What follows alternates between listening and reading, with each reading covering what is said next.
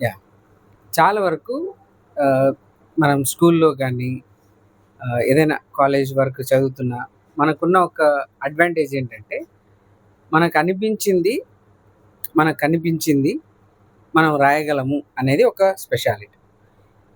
So, we are able to present it on paper. That's why we say we are literates. మాకు చదువొచ్చు అని చెప్పాలి. చదువు రాని వాళ్ళ సంగతేంటి? వాళ్ళు మాట్లాడతారు, అర్థమవుతుంది, కానీ రాయలేరు. సో, ఇప్పుడు ఈ 2 బేసిక్ థింగ్స్‌లోనే నేనెందుకు డిఫరెన్షియేట్ చేస్తున్నానంటే, ఫిజికల్ సైన్స్‌లో మనము ఒక విషయం మాట్లాడుతున్నాం. వెక్టార్స్ అని. దీనికున్న ఒక స్పెషాలిటీ ఏంటంటే, ఫిజిక్స్‌లో ఉన్న physical quantities. Physical quantities. Physical quantities ఏం చేయబోతున్నామంటే, ఫిజికల్ క్వాంటిటీస్‌లో ఉన్న 2 రకాలు. దాన్ని మనము ఏం చేయాలి అంటే, ఒకటి ఎక్స్‌ప్రెస్ చేయాలి అన్నట్టు. దాన్ని ఎలాగ వివరిస్తున్నామంటే, స్కేలార్ అని ఒకటి, వెక్టార్ అని ఒకటి. అంటే ఇందులో ఉన్న స్పెషాలిటీ ఏంటంటే, ఫర్ ఎగ్జాంపుల్ ఈ స్కేలార్ అనేది ఓన్లీ నంబర్‌తోనే ఇండికేట్ చేస్తాం. అంటే it is nothing but magnitude. Magnitude.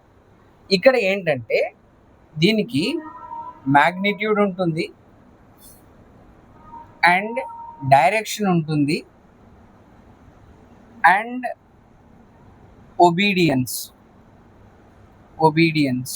To laws of vectors.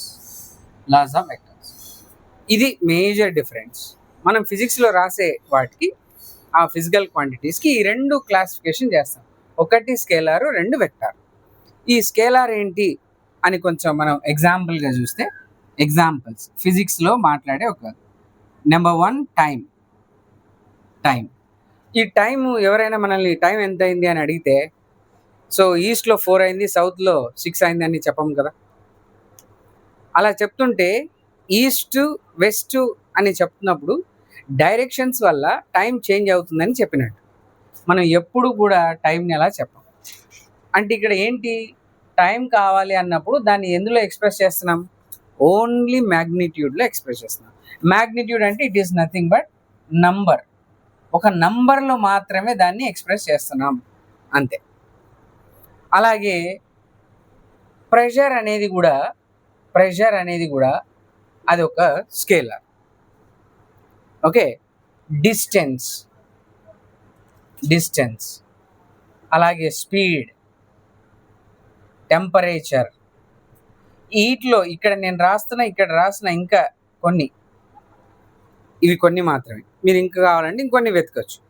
వీటిలో ఏ దానికి కూడా ఏం అవసరం లేదు అంటే, డైరెక్షన్ అవసరం లేదు. టెంపరేచర్ సౌత్‌లో 30 డిగ్రీస్, ఓకే, నార్త్‌లో 25 డిగ్రీస్ అని చెప్పం. టెంపరేచర్ అంతే. ఈ రూమ్‌లో టెంపరేచర్ ఎంత ఉందంటే, ఆ రూమ్ టెంపరేచర్ ఒకటి చెప్తాం, ఒక నంబర్ చెప్తాం. ఆ నంబర్ మాత్రమే మనకు కావాలి. డైరెక్షన్ అక్కడ చెప్పాల్సిన అవసరం లేదు అనేటివి ఇవి కొన్ని. అది ఇక్కడికి వచ్చేసరికి వెక్టార్ క్వాంటిటీస్‌కి వచ్చి ఎగ్జాంపుల్స్ వచ్చామే అనుకో. ఇక్కడ ఫర్ ఎగ్జాంపుల్ ఫోర్స్ అనేది ఒకటి. మనం ఫోర్స్ అప్లై చేస్తున్నాము అని చెప్పినప్పుడు 5 న్యూటన్ అని చెప్పామనుకోండి. 5 న్యూటన్ ఏ డైరెక్షన్‌లో అని ఖచ్చితంగా చెప్పాలి. ఆ డైరెక్షన్ చెప్పకుండా జస్ట్ 5 న్యూటన్స్ యాక్ట్ చేసింది, దీనివల్ల రిజల్ట్ ఏమొస్తుంది అంటే, ఆ రిజల్ట్‌ని చెప్పడం కుదరదు. దాన్ని ఖచ్చితంగా నువ్వు ఏం మెన్షన్ చేయాలి? డైరెక్షన్ మెన్షన్ చేయాలి. అలాగే ఫోర్స్ తర్వాత ఇంకొకటి అలాంటిది యాక్సలరేషన్ అనేది ఇంకొకటి. ఓకే. తర్వాత మొమెంటం అనేది ఇంకొకటి.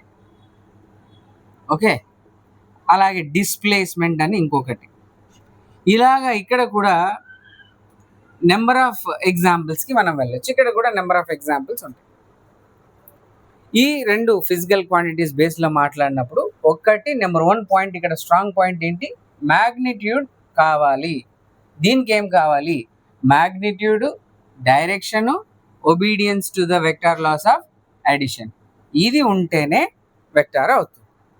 అయితే ఇక్కడ ఉన్న ఫిజికల్ క్వాంటిటీస్కి, ఇక్కడ ఉన్న ఫిజికల్ క్వాంటిటీస్కి మనం ఏమేం చేస్తాము అంటే, జనరలీ ప్రాబ్లం ఇచ్చినప్పుడు, టెక్స్ట్ బుక్లో చదువుతున్నప్పుడు మనం ఏం చేస్తున్నామంటే, అర్థమెటికల్ ఆపరేషన్స్ ఏవైతే ఉన్నాయో జనరల్గా, అంటే అడిషను, సబ్ట్రాక్షను, మల్టిప్లికేషను, డివిజను అనే బేసిక్ ఆపరేషన్స్ ఏవైతే ఉన్నాయో ఇవే ఆపరేషన్స్ మనం దేనికి చేయడానికి ట్రై చేస్తున్నాము అంటే, దేనికి చేయడానికి ట్రై చేస్తున్నాం అంటే స్కేలార్స్కి చేయడానికి ట్రై చేస్తాం, వెక్టార్స్కి చేయడానికి ట్రై చేస్తాం. కానీ ఇవి చాలా సింపుల్ అన్నమాట. ఏవి స్కేలార్ క్వాంటిటీస్ని క్యాలిక్యులేట్ చేయడం when compare with the vector quantities it is easier. ఎందుకంటే ఇవి డైరెక్ట్ ఇలాంటి ఆపరేషన్స్ చేయొచ్చు. ఉదాహరణకు మనం 3 donkeys + 4 donkeys ఎన్ని అన్నాం అనుకో, చాలా కష్టమా? ఈజీగా చెప్తాం. 3 + 4 ఒక 7 తీస్తే అయిపోయింది అంతే. కానీ ఒక బాడీ మీద 3 న్యూటన్స్ 4 న్యూటన్స్ యాక్ట్ చేస్తున్నాయి. రిజల్ట్ ఎంత అంటే చెప్పనీకి లేదా. ఇప్పుడు ఇక్కడ ఈ ఎగ్జాంపుల్స్, ఈ స్కేలార్స్ ఆ డాంకీస్ని యాడ్ చేసినట్టు. 3 donkeys + 4 donkeys ఎంత అంటే 7 donkeys అని చెప్పినాం. నా దీంట్లో పెద్ద లాజిక్లు ఏమి లేవు. కానీ ఒక బాడీ మీద, ఇక్కడ ఉన్న ఒక బాడీ మీద 3 న్యూటన్స్ 4 న్యూటన్స్ యాక్ట్ చేసింది, రిజల్ట్ ఎంత అని అడిగామనుకో. ఈ మాస్ మీద 3 న్యూటన్స్ 4 న్యూటన్స్ యాక్ట్ చేసింది, రిజల్ట్ ఎంత అంటే ఇక్కడ 3 + 4 చెప్పినట్టు 7 అక్కడ చెప్పనీకి రాదు. It depends on direction also అని చెప్తున్నాం. ఎట్లా? సపోజ్ నేను ఇక్కడ 4 న్యూటన్స్ ఇలా అప్లై చేశాను, ఇది 4 న్యూటన్, ఇక్కడ నుంచి 3 న్యూటన్స్ అప్లై చేశాను. ఇప్పుడు ఏంటి రిజల్ట్ ఏంటి అంటే, ఇక్కడ 3 + 4 చేసితే 7 వచ్చినట్టే, ఇక్కడ 3 + 4 చేసినట్టు లేకపోతే 4 + 3 చేసినట్టు 7 రాదు. ఎందుకు అంటే ఇది డైరెక్షన్ మీద డిపెండ్ అయిందని చెప్పాం కదా. మ్యాగ్నిట్యూడ్ డైరెక్షన్ మీద డిపెండ్ అయిందని. ఈ obedience to the laws of vector addition ఏంటో తర్వాత మాట్లాడు. కానీ జస్ట్ ఇప్పుడు వరకు ఈ రెండు మాట. ఇప్పుడు 4 న్యూటన్ ఇటువైపు ఉంది, 3 న్యూటన్ ఇటువైపు ఉంది. రిజల్ట్ ఏమవుతుందంటే 1 న్యూటన్ ఇటువైపు వస్తుంది. అదేంటి? 4 న్యూటన్ 3 న్యూటన్ ఒకే బాడీ మీద యాక్ట్ చేస్తున్నాయి కదా.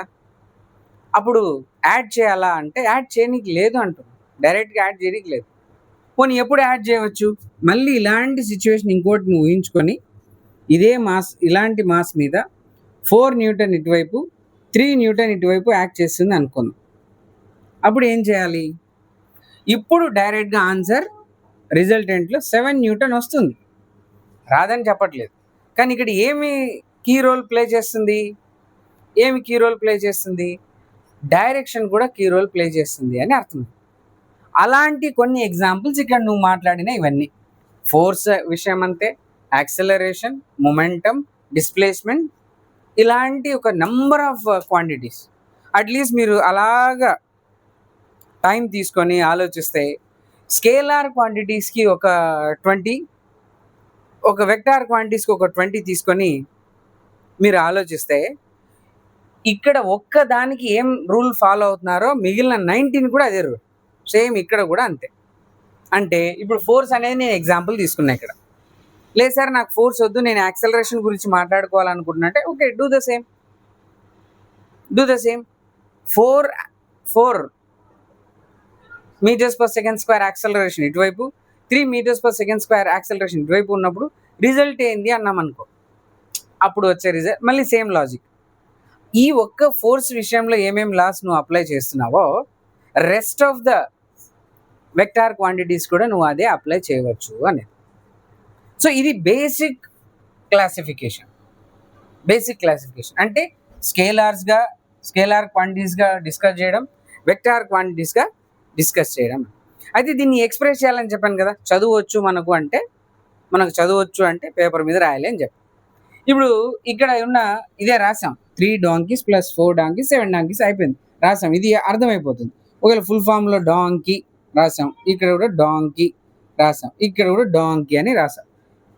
ఇక్కడ ప్రశ్న ఏంటంటే ఈ వెక్టార్ని రాసేటప్పుడు ఇక్కడ చూసావు ఆరో మార్క్ ఇచ్చాను నేను.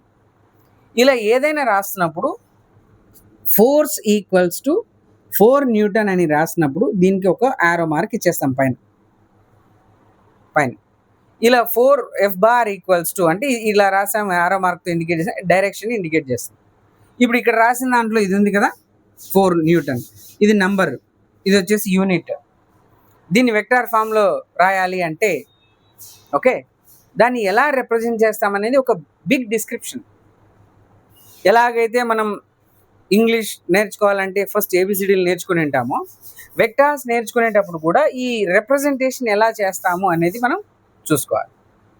ఫర్ ఎగ్జాంపుల్ ఇది ఈ డైరెక్షన్ ఏ డైరెక్షన్లో ఉంది అని చెప్పడానికి మనకు ఒక బేసిక్ ఫ్రేమ్ కావాలి. బేసిక్ ఫ్రేమ్ అది ఎలాగనేది మనం చూద్దాం.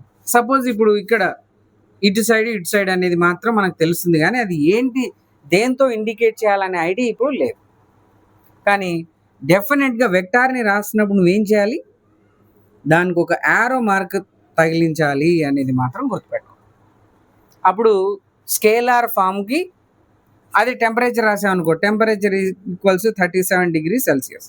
ఇక్కడ యారో మార్క్ ఏం రాదు, ఎందుకంటే ఇది స్కేలార్ కాబట్టి. కానీ ఇది వెక్టార్. సో ఆ విధంగా ఈ రెండింటికి ఒక వేరియేషన్ ఉంది అని చూస్తాం, రైట్. ఇప్పుడు ఈ వెక్టార్స్ ఉన్నాయి, స్కేలార్స్ ఉన్నాయని తెలుసుకున్నా, దీంట్లో ఎన్ని టైప్స్ ఉన్నాయి అసలు, అది ఏ ఫిజికల్ క్వాంటిటీస్ని రిప్రజెంట్ చేయడానికైనా సరే మనం ఎన్ని టైప్స్ ఆఫ్ వెక్టార్స్ ఉన్నాయి, మనం దాన్ని రిప్రజెంట్ చేయడానికి అని తెలిస్తే ప్రాబ్లమ్ సాల్వ్ చేయడానికి ఈజీ అవుతుంది. ఓకే, సో దాని గురించి మనం చూద్దాం.